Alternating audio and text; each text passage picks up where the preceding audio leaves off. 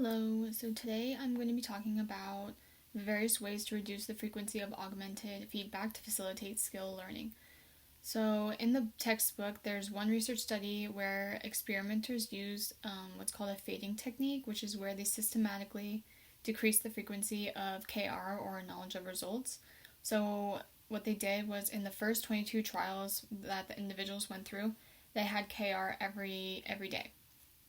And then after that, they had the participants perform trials with no KR 8 times, and then they continued after that to reduce the frequency from 8 to 2 trials for the remaining of the 8 trial blocks each day. So this was one technique that they used.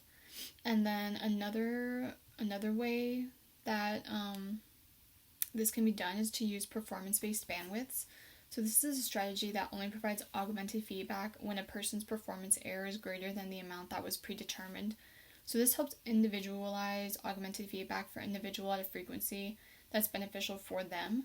So if a person is making a lot of mistakes, they may have more KR than a person who does not. And so it also just allows the individuals to engage in learning at their own pace. So say a person's throwing pitches to the mound in softball and the person does well on 3 out of the 5 pitches. The other 2, the rate of error, if it is greater than what it should have been, they will receive the augmented feedback.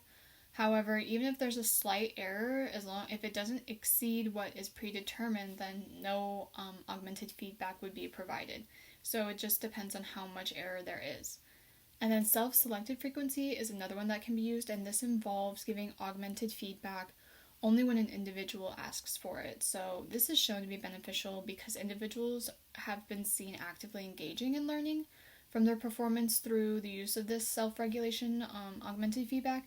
And studies have shown that people who control the frequency of KP for themselves performed better than individuals who had KP on every trial, regardless if they wanted it or needed it or not.